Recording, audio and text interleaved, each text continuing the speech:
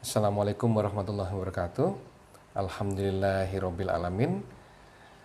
Allahumma sholli ala Muhammad wa ala ali Muhammad kama shallaita ala Ibrahim wa ala ali Ibrahim wa barik ala Muhammad wa ala Muhammad kama barakta ala Ibrahim wa ala ali Ibrahim fil alamina innaka Hamidum Majid.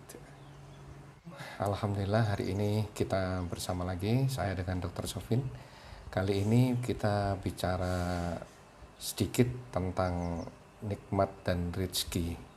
Ini tentunya dari perspektif pandangan awam saya ya. Apa sih makna rezeki itu? Rezeki adalah suatu anugerah atau karunia atau pemberian dari Allah Subhanahu wa taala untuk makhluknya. Ini bisa berupa material dan non material, tapi kebanyakan sih berupa material ya yang kita ketahui. Ada beberapa dasar yang mendasari pembicaraan kita kali ini tentang rezeki dan nikmat ini ya. Yang pertama dari surat Hud ayat 6 yang disampaikan bahwa tidak ada satupun makhluk bergerak di bumi melainkan dijamin oleh Allah rezekinya. Jadi nggak ada satupun makhluk yang tidak dijamin rezekinya. Jadi semua dijamin. Jadi makhluk yang bergerak di bumi semuanya dijamin rezekinya. Jadi nggak usah khawatir, semua pasti ada rezekinya. Dan yang kedua, dalam surat Toha ayat 132 disampaikan, dan perintahkanlah keluargamu untuk mendirikan sholat dan sabar dalam mengejarkannya. Jadi kita diperintahkan untuk mendirikan sholat dan sabar untuk mengerjakannya. Jadi tampaknya dalam hal ini itu sholat itu seperti ujian juga, bahwa kita harus sabar mengerjakannya dan mendirikannya itu. Kami tidak meminta rezeki kepadamu, kamilah yang memberi rezeki kepadamu. Dan akibat yang baik adalah bagi orang-orang yang bertakwa. Jadi Allah menjamin rezekinya. Dan semua itu yang baik itu akibatnya adalah bagi orang-orang yang bertakwa. Ada kata kunci lagi takwa di sini. Takwa dan Allah memberikan rezeki. Dan dasar yang berikutnya dalam surat Tolak ayat 2 dan 3. Barang siapa yang bertakwa kepada Allah, maka Allah akan menunjukkan kepadanya jalan keluar dari segala kesusahan.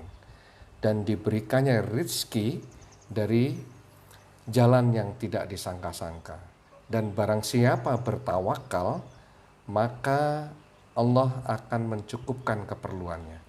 Jadi ini ada kata kunci lagi, takwa dan tawakal.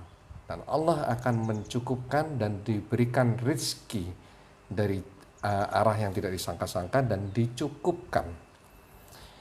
Jadi memang di sini ada beberapa pengertian ya, bahwa kita diminta untuk bertakwa, untuk mendirikan sholat ya, mengerjakan apa yang diminta oleh Allah dan menjauhi larangannya, insya Allah. Dengan demikian maka Allah akan memberikan rezeki kepada kita.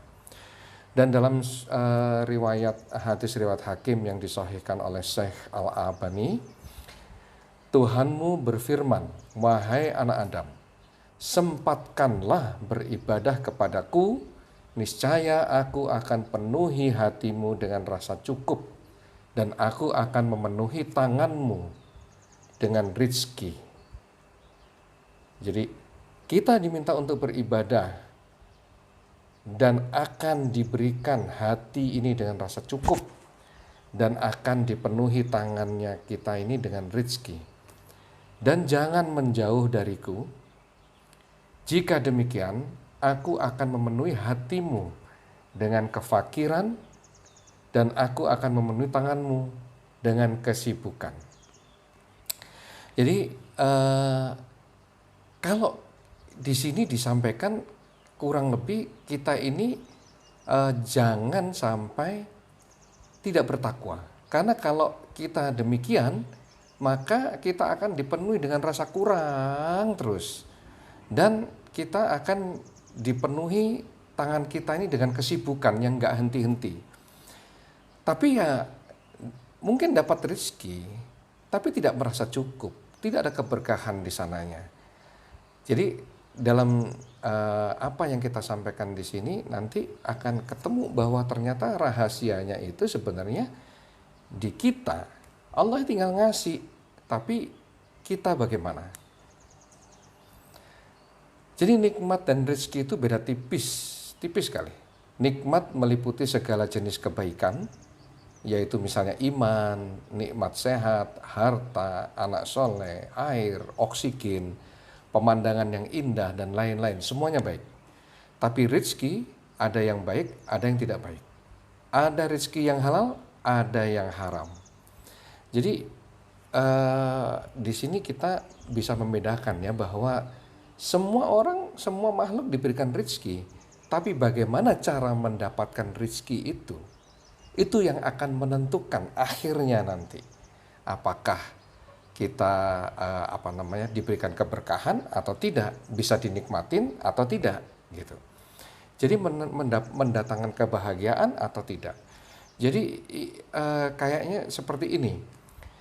Seperti kayak kita ini kalau semakin sibuk ya, misalnya ada panggilan sholat, kita tidak segera sholat, mengatakan oh masih sibuk ini, masih itu, masih repot, masih ini dan sebagainya. Kayaknya sih mungkin barangkali rezekinya itu seperti kurang terus.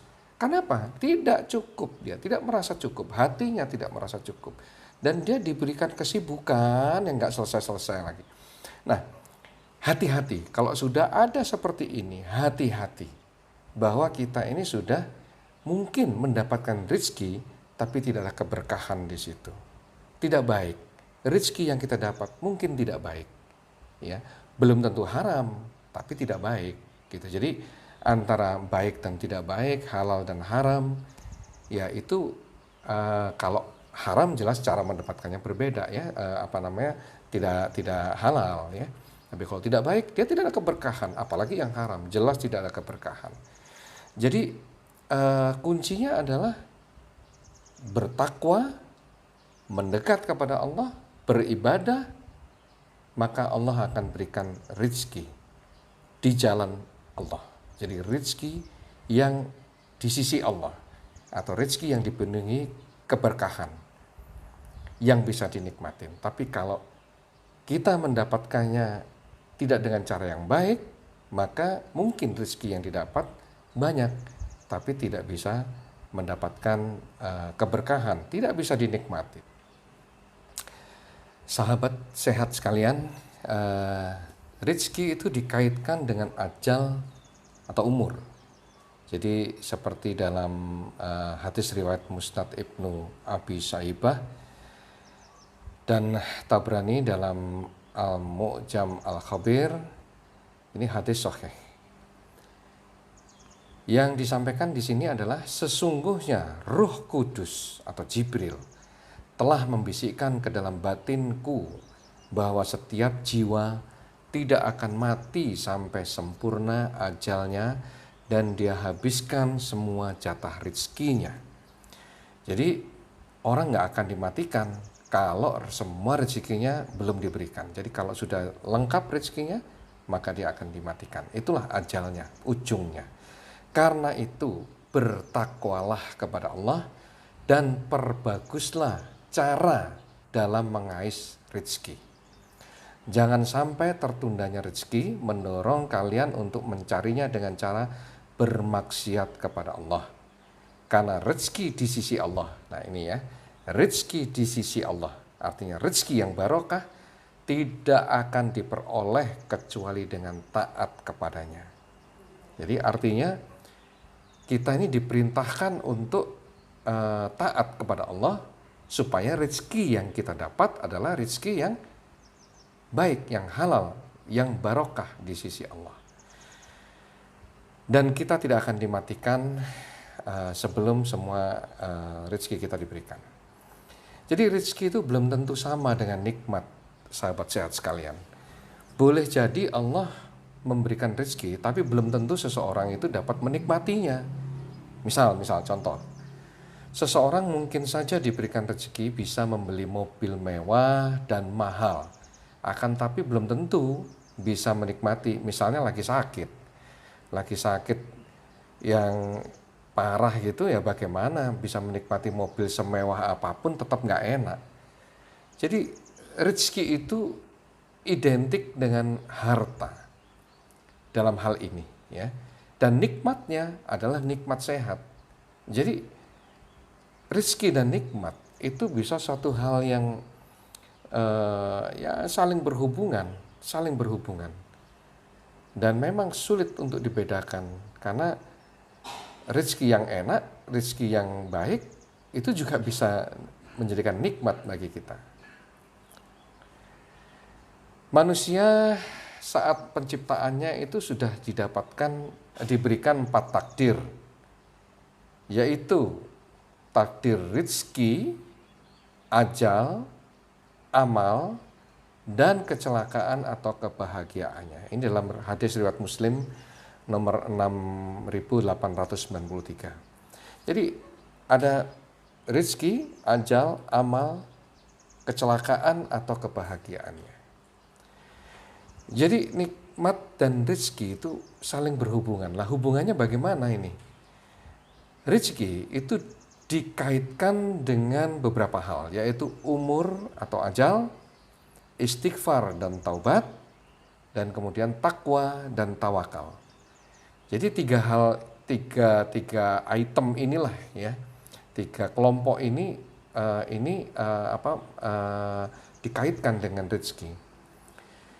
Jadi orang tidak akan dimatikan sebelum rezekinya semua diberikan. Dan umur atau ajalnya ini nanti, umurnya ini tergantung barokah atau tidaknya, itu tergantung dari rezeki yang dia dapatkan bagaimana, cara mendapatkannya bagaimana, itu tergantung apakah umurnya ini barokah yang berakhir dengan akhir yang husnul khotimah, atau umur yang tidak barokah yang berakhir dengan akhir yang tidak baik atau su'ul khotimah.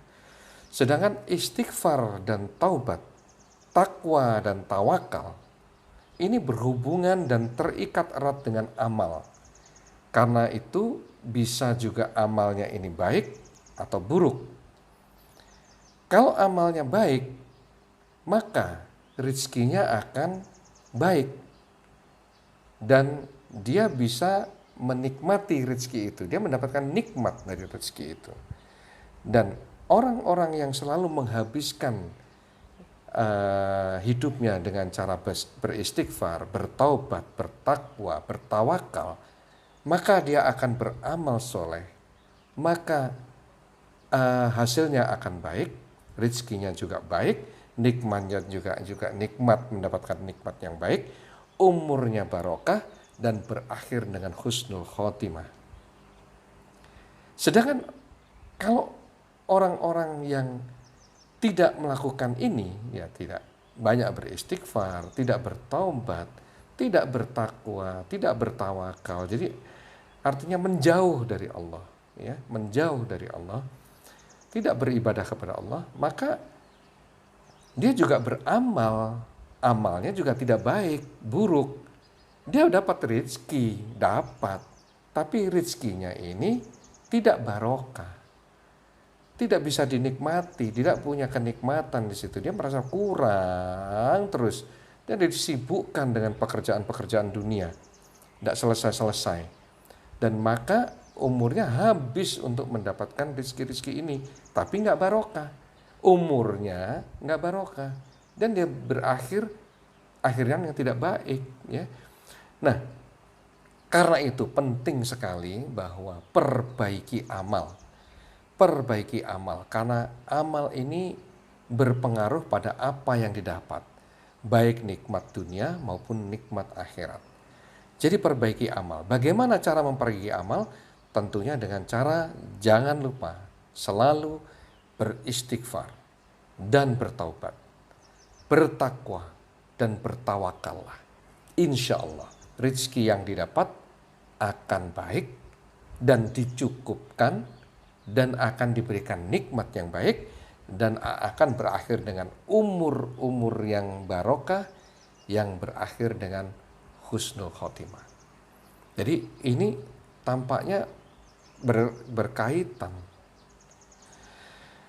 Jadi kesimpulannya, sahabat sehat sekalian, kadang kita lupa dalam hidup ini kita mencari rezeki, ya, mengatakan mencari rezeki dengan bekerja itu lupa waktu sampai kita ini nggak selesai-selesai.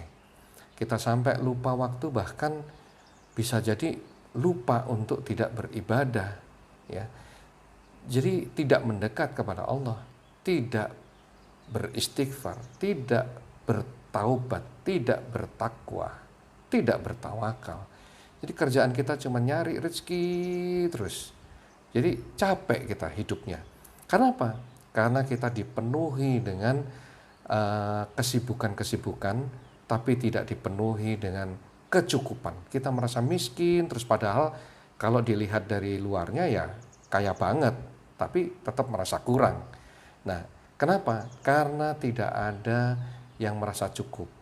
Jadi jangan lupa, kesimpulannya adalah, satu, perbaikilah amal. Karena dengan amal-amal yang baik, maka rezeki yang didapat akan baik. Dengan rezeki yang baik, maka nikmat akan didapat di dunia dan di akhirat. Caranya bagaimana? Dengan beristighfar dan bertaubat, bertakwa dan bertawakal. Semua ini akan menjadikan kita mendapatkan umur yang barokah dengan rezeki dan nikmat yang cukup. Ya, kita merasa cukup, merasa kaya, kita sudah cukup, dicukupkan oleh Allah. Nah, umur yang barokah ini akan berakibat berakhirnya kita dalam keadaan husnul khotimah. Insya Allah yang sedikit ini bisa menjadi renungan untuk kita bersama, tentunya untuk saya sendiri dan mungkin yang sahabat sehat sekalian, insya Allah bermanfaat. Kalau ada yang salah-salah, ini tentunya dari saya, yang benar selalu dari Allah. Mohon maaf atas segala khilaf dan salah. Kita akhiri dengan hamdalah, alhamdulillahirabbil alamin. Assalamualaikum warahmatullahi wabarakatuh.